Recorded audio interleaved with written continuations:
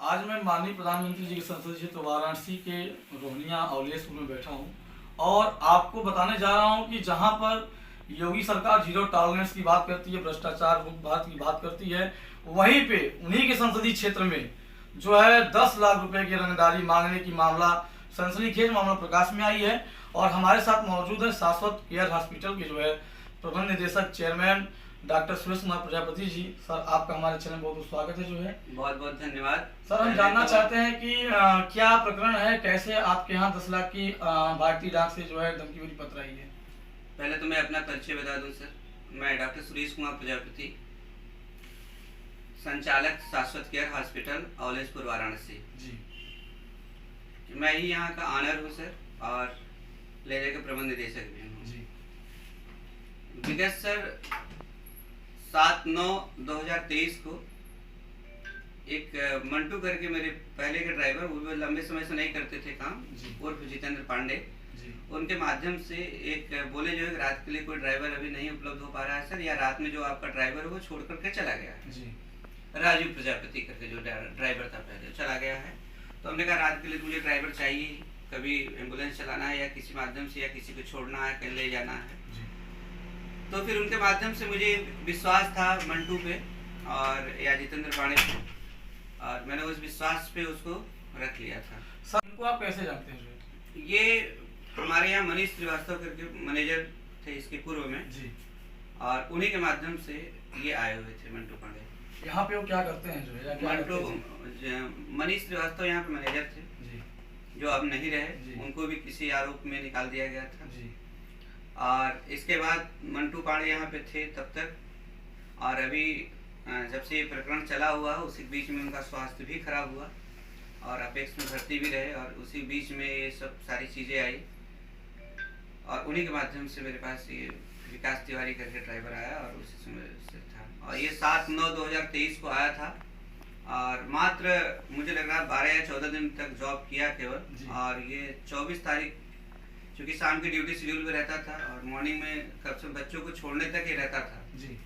जब बच्चे चले जाते थे स्कूल, सारी चीज़ें हो जाती थी, मॉर्निंग वाले जब ड्राइवर आ जाते थे, प्रायः वही समय था, उस समय इसको निकलने का ऐसा बताया भी गया था जी कि इतने काम आपको करना है।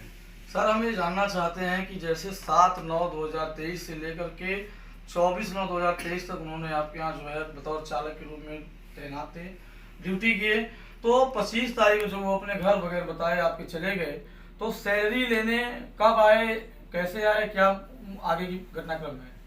सर, सैलरी लेने के लिए हुआ मेरे पास 6/10/2023 को आए थे जी, और सैलरी मैंने उनको प्रॉपर दस्तखत करवा करके दे दिया, और यहाँ पे मौजूद भी लोग थे और उनके मध्यस्थता में मैंने सैलरी दिया और दस्तखत करवा के प्रॉपर सैलरी दिया। लेकिन जैसे ही वो जाने लगा तो यहाँ पे और भी लोग थे गैलरी में, और भी सब लोग थे, हम तो थे ही यहाँ पे, तो बोलने लगा कि 5 लाख रुपए दे दीजिए, नहीं तो आपकी अस्पताल की लड़कियों को इस्तेमाल करके, यूज करके किसी भी तरह से आपको एक फर्जी मुकदमे में करवा करके आपको जेल भिजवा दूंगा और आपकी अस्पताल को बंद करवा दूंगा। तो मैंने ये सोचा कि ऐसे प्रायः धमकियाँ चमकियाँ आती रहती हैं, हम लोग अस्पताल के संचालक हैं और ऐसी कोई बड़ी बात नहीं है, जब कुछ होगा तो देखा जाएगा। डॉक्टर साहब, 13 दिन बीतने के बाद मुकदमा दर्ज हुई, तो मुकदमा दर्ज होने के बाद भी कार्रवाई क्या हुई?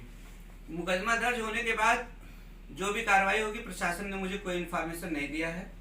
आईओ साहब ओम प्रकाश यादव जी, क्राइम इंस्पेक्टर, 16/11/2023 को आए और उन्होंने जो भी उनको एविडेंस के रूप में चाहिए था, जो मेरे पास अवेलेबल ऑडियो था, वो ऑडियो मैंने उनको प्रॉपर सुनाया।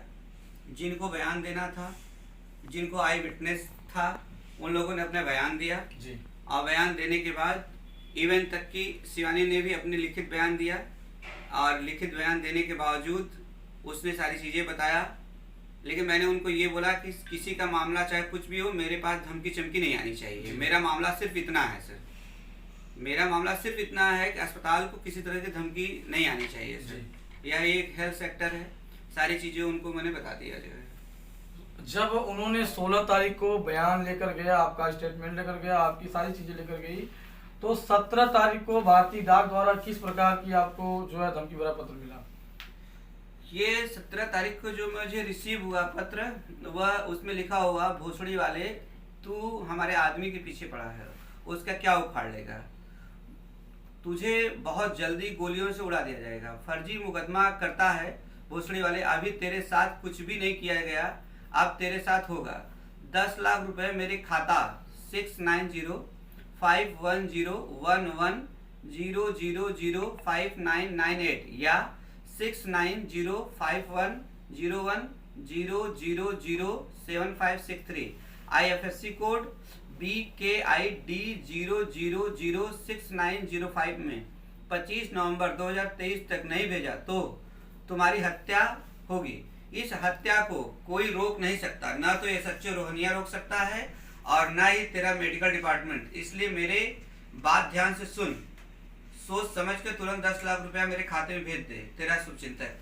जैसा 11 को आई है उसके तहत उन्होंने बताया, मैं आपको दिखाने जा रहा हूँ कि डॉक्टर साहब ने जो पत्र ये पढ़कर आपको सुनाए हैं, ये पत्र स्क्रीन पे, ये पत्र मैं स्क्रीन पे दिखा रहा हूँ, ये यही पत्र है जो कि डॉक्टर साहब के भारतीय डाक से पहुंची हुई है। और इसके बाद मैं आपको दिखा रहा हूं कि इसके बाबत जो लिफाफा लगा हुआ है, जो प्रेषक है जिसके यहाँ आया है, जो भेजने वाला है, उसका मैं आपको दिखा रहा हूं स्क्रीन पे।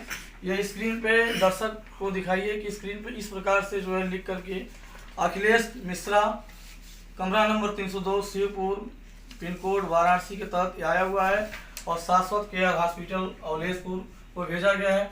डॉक्टर साहब, ये सारी पत्र जब आपको मिली तो आपने इसके against police commissioner of Varanasi से आपने मुलाकात किया, क्या आश्वासन मिला वहाँ से? सर, पहले तो मैंने आईओ को इन्फॉर्म किया और ये सारी चीजें मैंने दे दिया, जो आपको उसमें जो COG नंबर है SHO का, उनको मैंने कर दिया। और दीवान साहब जो देख रहे थे केस को, जो जानते पहचानते थे रोहनिया थाने पर, अक्षय लाल यादव को, उनको मैंने सेंड कर दिया, उन्होंने देखा भी और मैं देख लिया। इसके बाद मैंने कमिश्नर ऑफ पुलिस को फ़ोन मिलाया और मैंने स्थिति को अवगत किया, पूरा मैंने प्रकरण को बता दिया। इसके बाद मैंने सर, मुझे लगा कि मैटर बहुत गंभीर है, क्योंकि 10 लाख रुपया और जान से मारने की धमकी, तो मुझे सुरक्षा मिलनी चाहिए, ऐसा मेरे विश्वास, मुझे प्रशासन मुझे सुरक्षा व्यवस्था मुहैया कराएगी कि ताकि मेरे जान माल को कोई खतरा ना हो और मेरे अस्पताल को कोई क्षति न पहुँचे और मेरी छवि धूमिल ना होने पाए। और इस प्रयास में मैंने प्रशासन से गुहार लगाई है और मुझे पूर्ण विश्वास है प्रशासन, सरकार और सभी समस्त मेरे भाई बंधु मेरी मदद जरूर करेंगे इसमें। जैसा कि डॉक्टर साहब से हमारी इंटरव्यू हुई और लाइव दर्शक देख रहे हैं जो है और देखेंगे, तो मैं यह अपने चैनल के माध्यम से कहना चाहता हूं कि उत्तर प्रदेश के मुख्यमंत्री योगी आदित्यनाथ जी और DM वाराणसी यश राज लिंगम जी, पुलिस सब कमिश्नर मुता अशोक जैन साहब, आप तीनों महोदय से निवेदन है कि जिस प्रकार से आपके संसदीय क्षेत्र, प्रधानमंत्री नरेंद्र मोदी के संसदीय क्षेत्र में यह डॉक्टर को रंगदारी मांगने का मामला प्रकाश में आया है, इसका संज्ञान लेते हुए तत्काल इन्हें सुरक्षा व्यवस्था मुहैया कराई जाए। और जो यह पत्र भेजा है, जो बार बार विकास तिवारी या जितने भी इसमें लोग शामिल हैं, उनकी STF क्राइम ब्रांच के मदद से, सहयोग से, धरातली सूचना से उनकी गिरफ्तारी कर आवश्यक कार्रवाई करने का कृपा करें। विकास श्रीवास्तव, वाराणसी साथ भी थी। उस दौरान आप जब 24 तारीख को आप 23 रात में पहुंचे, 24/10/2023 की रात में थाना रोहनिया पहुंचे, वहां पे आपने प्रार्थना पत्र दिया SHO महोदय को, रोहनिया पुलिस को, तो उस समय मुकदमा दर्ज हुई कि कम मुकदमा दर्ज हुई आपकी? सर, 23 तारीख को मुझे गंदी गंदी गाली देने लगा और फोन करने लगा व्हाट्सएप के माध्यम से। इवन आपको 24 को भी उसने मुझे गाली दिया, लेकिन 24 को तब मुझे बड़ा तकलीफ हुआ जब वह किसी व्यक्ति विशेष की फोटो वायरल करने लगा, जो है खासतौर से लड़की शिवानी के बारे में उल्टा सीधा बोलने लगा। ये सब सारी चीजें होने लगी तो मुझे बड़ा तकलीफ हुआ कि किसी का मामला किसी के लेवल पर हो, लेकिन मेरे लेवल से उसका क्या मामला है। अगर किसी का कोई कहीं पे निजी चीजें हैं तो अपने लेवल पे रखे, मुझे किसी से कोई मतलब नहीं है। लेकिन वो मुझे क्यों बोल रहा है कि आऊँगा और अस्पताल के अंदर चेम्बर में घुस करके अगर जूता ना मारूं तो एक बाप का बेटा नहीं कहलाऊंगा। यह बात मुझे बहुत टच कर गई। अभी तक तो गाली गलौज ही दे रहा था, ये तो बहुत बड़ी बात हो गई कि कहीं ऐसा कोई दुर्व्यवहार न कर दे मेरे साथ और जिससे मेरी छवि धूमिल ना होने पाए। बेशक मैं समझ गया कि छवि धूमिल करने के लिए ये प्रयास कर रहा है और मुझसे फिरौती के लिए ही बात कर रहा है, लेकिन एट दैट टाइम मुझे ये सब चीज़ों का अनुभव उतना नहीं हो पाया। लेकिन फिर भी मैं डरते डरते जो है अपनी प्रशासन जो है SHO रोहनिया को इन्फॉर्म करते हुए मैं वहाँ पे पहुँचा और उनसे बात भी मैंने किया रातों रात जो है SHO साहब से। तो उन्होंने बल्कि बोला कि इतनी रात को आने की क्या ज़रूरत थी। तो मैंने बोला कि सर अब ये मेरे ऊपर धमकी है, अगर मैं आज की डेट में आपके पास नहीं आता, कल वो मुझे आता मारने के लिए, फिर आप मुझे क्या करते। लेकिन उस समय मुझे एक रिसीविंग भी नहीं मिल पाई थी SHO रोहनिया के द्वारा, और ना ही वहाँ पे जो बाबू बैठे हुए थे जो रिसीव करते हैं सिपाही, उनके द्वारा मुझे एक रिसीविंग नहीं मिल पाई थी। अल्टीमेटली दूसरे दिन मेरी मुलाकात SHO साहब से होती है। SHO साहब अपना जो भी आश्वासन था दिए, इसके बाद प्रकरण को दूसरे को सौंप दिए।